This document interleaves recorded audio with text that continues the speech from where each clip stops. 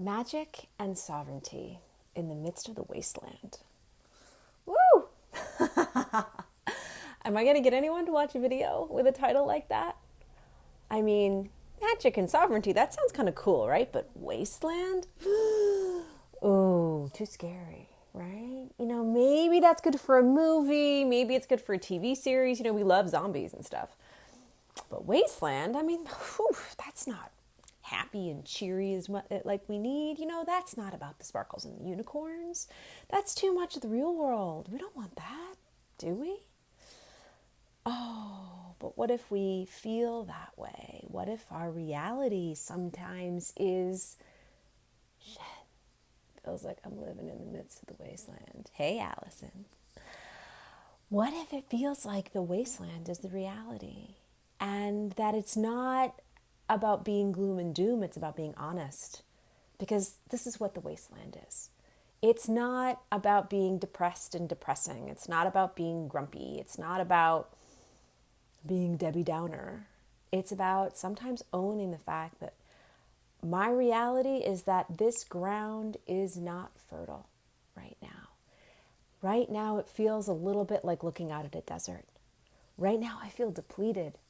Right now, I feel like things cannot grow. Right now, I'm walking in the midst of the wasteland. And, it's funny to think about this right now in the midst of the holidays and the times when we should be cheerful. Should. There's a wasteland kind of word, right? And that we are trying our best to be happy and everything's fine. And we go shopping and we make big meals and we eat lots of calories and we spend time with family. And sometimes we still feel like, I'm walking through a wasteland. And so we have to remember that, a very mature assessment to be hyper-rational about what's going on. Hyper-rational, that's a phrase I would probably never use. But I love that you would use it, Allison. And I know that right now you're thinking about maturity. And I think that whole ability to look and say, these are the facts of my life and this is what I'm living through. This isn't the bow that I'm going to wrap around it for you right now. This is saying, this is where I am. It feels like a wasteland, right? And so one of the ways where I get that phrase, wasteland, comes from Arthurian literature, that comes from the Arthurian legends, because there was this whole idea that when the king was not able to sit on the throne, you would be living in a wasteland, that the whole land itself would go fallow. And guess what? This actually brings in the idea of sovereignty, because the sovereignty goddess was there to help find the king who could restore the land, who could bring in this idea of fertility and richness, to have it come back. Because we need to live on an earth that can give back to us and can hold us. But the reality is that the cycles of the seasons, the cycles of life, say sometimes we don't have that. It's part of our reality. We are not always living in some lush, rich jungle, at least up here in the Northern Hemisphere. And we have to be honest with that, as Allison say, hyper-rationalism, or I would say, it's almost like a radical acceptance of this is the way things are. And so we've actually created myths that say sometimes we end up in the wasteland. And you know what we need to get ourselves out of there? Sovereignty goddesses. We need some sort of belief in a higher power that helps us to restore ourselves and restore the land. So, as I'm, restoring ourselves and restoring our land, it's the same thing. That's right. Because whether you want to look at it as women, as feminine creatures, which I think both men and women have the feminine within themselves, we know there's so much tied to this idea of Mother Earth and that our bodies and our reflections of the Earth's body. This idea of the wasteland, and using any word that might feel big and hard. We're just coming off the Thanksgiving break, and break. I think that's funny. It's as if we're all still school kids, right? As if we all had vacation days. And maybe some of us did, and we had a chance to just sit and relax and regroup and digest. But I think for a lot of us too, we were on duty, whether it was with tending to our children, whether it was being with extended family. It wasn't necessarily a holiday. And it wasn't necessarily a time of pure abundance, even though we might have been surrounded by tons of creature comforts and a lot of things that looked like rich fertility. And, I kind of inadvertently ended up just ducking offline for a few days. Because honestly, what the word that kept coming to me, because, I do my magic word every day, the word that kept coming back to me was Wasteland. And I was thinking, I can't. What am I going to do in the midst of everybody's like Black Friday sale? And like, I went and cut down my Christmas tree and this is my big fat turkey. I'm going to go plunk Wasteland into the midst of that. Like, there'd be a few people who would probably rather raise their hands and be like, yeah, sister, thanks for preaching the truth right now. Because guess what? Sometimes in the midst of all this, this does feel like a big fat wasteland. But that also felt really, like it could be taken as being really out of tune. And if people didn't read any further, if they're just going through Instagram and they just see whatever picture I picked, would I pick a desert? Would I pick a, black? What's the color of the wasteland? What's the picture for the wasteland? If they're just going through that in Instagram, they'd be like, who is this chick? No, thank you. Because if you don't look for the whole context behind that and say, hey, there's an entire body of myth, there's an entire body of truth underneath this idea of wasteland, it's going to repel a lot of people. So I just wasn't really feeling, when one is in the wasteland, one often does not feel super committed to throwing themselves creatively into the whole story and explaining all that, right? So it was better for me to navigate my own wasteland in private. It involved tarot cards and journaling, and my husband being really supportive and getting a lot of exercise. Because ultimately, I need to be honest, like I was with family. There was a lot of beautiful things going on. There was also just that sense of inside,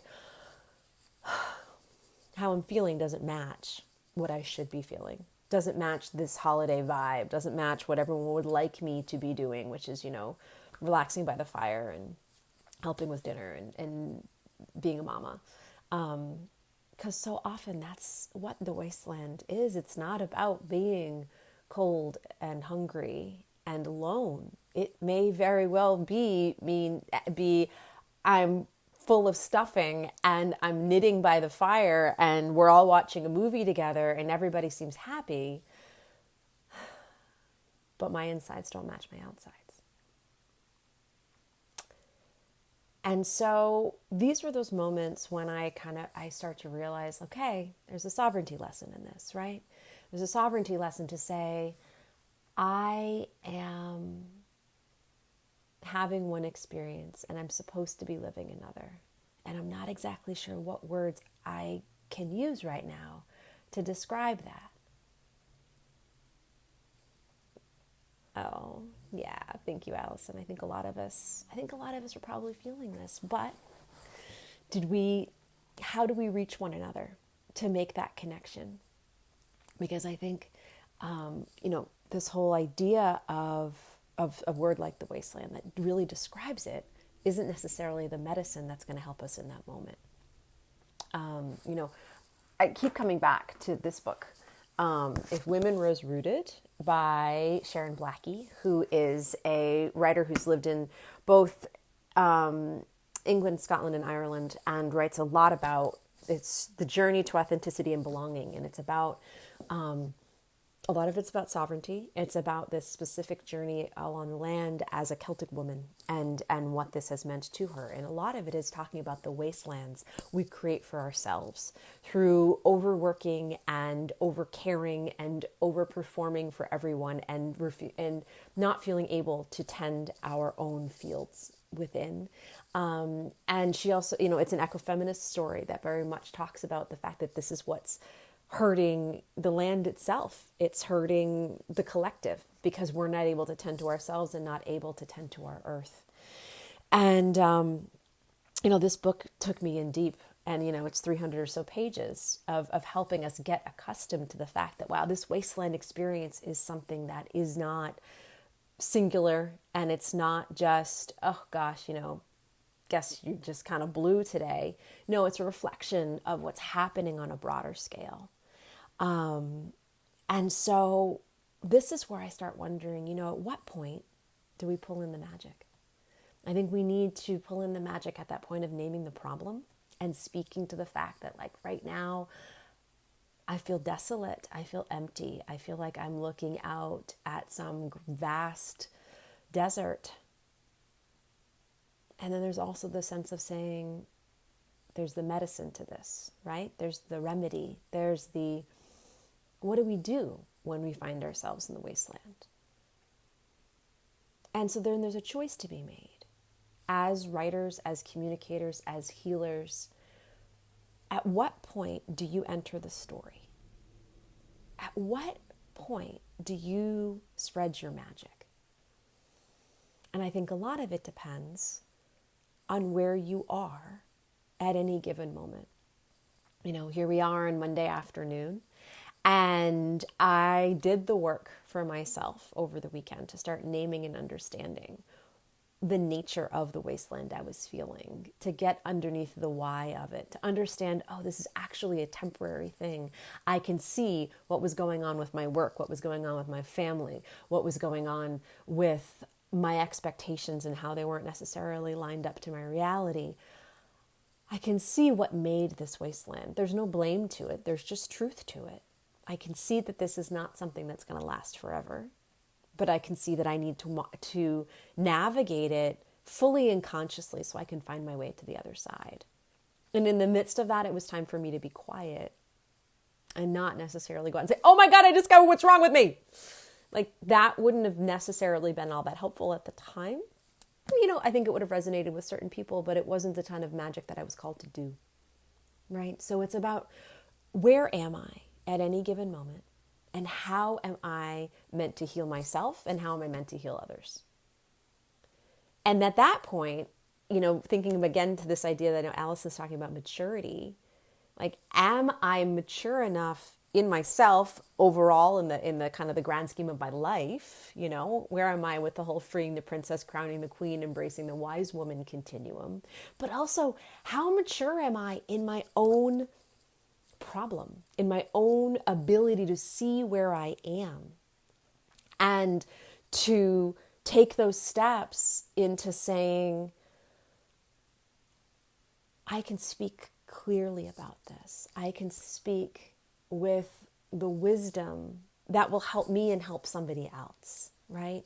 Because there's a big, I think so often, we can use social media to whine, to vent, to put stuff out there. And I know in my case, that's the quickest way for me to click unfollow on somebody and send healing and light and love and say, I hope that you feel better, sister, but I'm not walking with you on this particular journey. I can't, I won't, my boundaries won't let me go there. And that I follow the people who make me feel inspired and as if there's a path forward. And that's not necessarily strictly following everybody who's got, all the hearts and flowers and say, oh my God, I have this all figured out. I am so perfect. This is my little cookie cutter life and my beautiful little existence. No, I don't want that either. I want somebody who's in that state of maturity in understanding where they are in their own problem, understanding where they are in their own magic, understanding where they are to say, this is where I am right now, and I'm going to express this piece of it to you. And that's part of understanding your own sovereignty and saying, I can stand firmly on this piece of ground. And because I can explain it to you. And it may be from saying, I'm writing you a letter from the midst of my pain, but I understand it well enough to know I'm sharing this in order to help. I'm sharing this in order to be part of a healing process. I'm not just bleeding all over the place because I didn't know how to get first aid. No, this is part of the healing. Because ultimately, that's what we're doing here, right? I mean, I call myself a story healer. And yes, it's because I'm a writing coach, and it's because I sit with people's stories and talk through them with them and I sit with them when they're on the page. But I think just about every transformation professional is a story healer. We're here to sit with and walk with people who are trying to get across the wasteland, to say right now the insides don't match the outside. Right now when I look into what some people see as a beautiful, lush landscape, I see a place devoid of life and hope. As transformation professionals, we are, as magic makers, we are the ones who are called to help people heal those stories. And first we begin with healing our own and pausing and looking and saying, I think I understand what's wrong with me. Wrong with me. I don't love that phrase, but I think I understand what ails me. I think I understand what hurts. I think right now that I'm in a wasteland and that there are moments and cycles in our lives when we do not feel nourished and we do not feel fed and we do not see hope. And yet, we trust in the magic. We trust in our sovereignty. We trust in the fact that there is another day coming. There is a passage of time as sure as winter gives way to spring and as sure as night gives way to day. There is healing and there is help and there is hope and there is magic. And the wasteland never lasts forever.